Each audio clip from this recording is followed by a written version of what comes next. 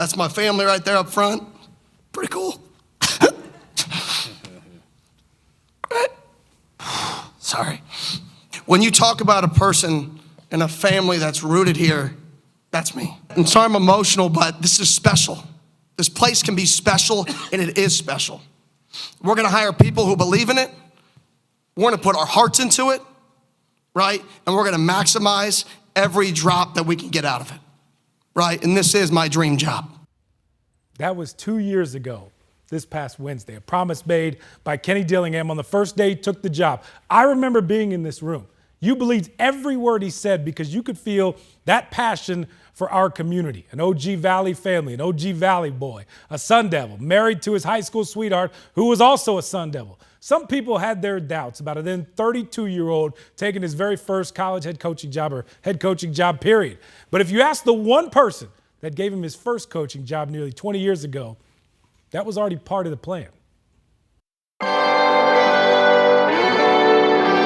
You know, he's the boss. I know that. You know, I wouldn't have come back here if I didn't understand that. You know what I mean? But I know who I'm working for. Best friends argue. Best friends get mad at each other. But best friends always have each other's back. We know we're going on the same direction for the same thing. And at the end of the day, we've got each other's back, and that's what's important. ASU head coach Kenny Dillingham and special teams coordinator Charlie Ragle go way back. I was a young pup in high school, and he came over from Moon Valley, and he was the defense coordinator. So that's when we first met. I just remembered him being like super intense. Intense like you? Different personalities, but similar passion. Their friendship jumps off the pages of old Chaparral high school yearbooks from the late 2000s. I met his dad first, and I had an instant connection with his father. And it really reminded me of my father, to be honest with you, like just similar, both, military guys. That is a young Kenny working under Coach Ragle, the head football coach at Chaparral High School. I could just tell by his he's going to give it everything he's got. A knee injury ending Dillingham's playing career before his senior year, but playing wasn't his calling, and Coach Ragle knew it. Coach was like, hey, you should start coaching. Like, we'll start helping the younger guys, and then the next year, you'll join the freshman staff. And, I thought about it, and I'm like, you know what? If I want to stay in football, he's right. At first, it was like, hey, man, it's the right thing to do. You don't want a guy in his senior year to go away when he's been involved in the football program. The more I was around him, he's sharp. You could see it. His mind's always racing, and he's always thinking of things. We had to sit down, and I was just like, asked him what he was going to do, and I don't even know if he remembers this, and he's like, I'm going to go to ASU, and I think I'm going to be a lawyer like my dad. I want you to take your classes in the morning and come back in the afternoon and help us coach, and thus it began, and the climb. Were you nervous? Were you scared to do it? Is it overwhelming? Or No, none of that. Because those kids were close to your age. They were. I was dating my wife, was a senior in high school when I was coaching the freshman team. And she was on the palm squad, so I was still interacting with guys in high school. So there were some definite learning experiences for a young guy. Deal with parents at the age of 19 and 18 and manage those situations. I think that was more growth than even the football at that stage. Check, I was 29, 30, and I'm trying to figure out how to manage these folks. And he's running around and a lot of energy, and they gravitated towards that. Everybody said this was my path since I was 11, 12 years old. And now I have that path, so everything happens for a reason. And I literally wouldn't, without all those steps, who knows where I would be. In 5 seasons, Ragle's Firebirds only lost 7 games, winning 3 consecutive state titles. Ragle calling the shots, Dillingham learning the ropes. Quickly. Early on, he was just a sponge. He believed in something, he spoke up. And I think that's where we got the juice is worth the squeeze. It's still to my day, one of the best sayings, like we were talking about football and scenarios, and he hadn't said much, and he just basically is like, hey, coach, I just think that at the end of the day, it's really about, we're weighing the situations and the scenario. We got to ask ourselves one question.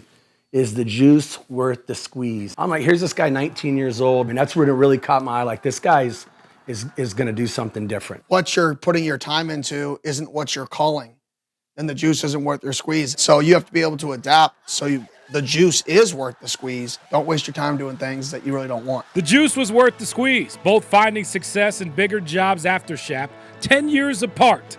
Then the opportunity opened up, the opportunity to come home, the opportunity to work alongside best friends.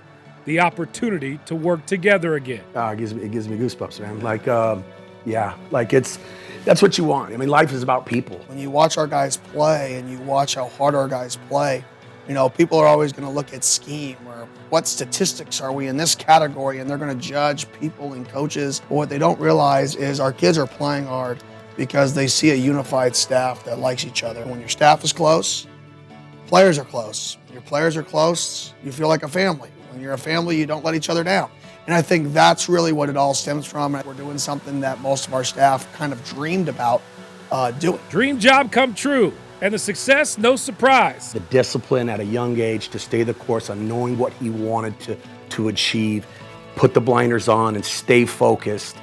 And when there's all these distractions, you're becoming an offensive coordinator, you're doing this, you're getting this praise, to keep his eye on the prize, which was to become the head coach at Arizona State. I think that is unique, and I don't think people understand how tough that is to do at such a young age. And then I think he's an out-of-the-box thinker, you know, and sometimes he'll come in with an idea and you'll be like, where did he come up with that?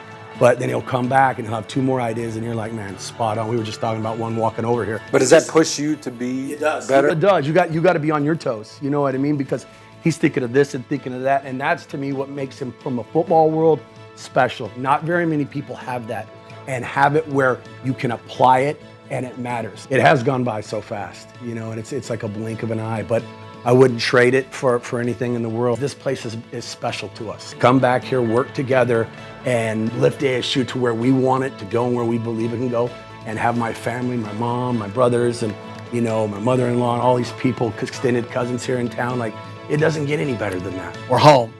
And right now we're on an upward trajectory, and winning is not just what we do in the football building. It's the support from campus. It's the support from the president.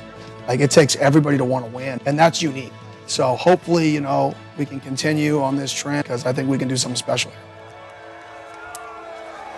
By the way, Coach Ragle tweeted out a photo right after the game today, holding the cup, saying the juice is worth the squeeze. Funny how life works, right? Kenny went on to be the OC at Chap, which led to the job at ASU, which led to the job at Memphis, and now becoming one of the bright young minds in all of college sports. Coach Ragle, had his own path. He left a college head coaching job to come work for someone that he mentored. It's all about people and looking after your guys. Like how Kenny got $1 million contract extensions for his offensive, defensive coordinators. Another example of just how much Kenny gets it. Chris Cartman over there at Sun Devil Source put this out over Thanksgiving. Last week, when they beat BYU, Dillingham got a $200,000 bonus for winning 9 games. Right after that, on Monday, he told 20 off-the-field staffers that they're getting $5,000 to $10,000 bonuses. As Coach Ragle said, that's the kind of stuff that makes him special.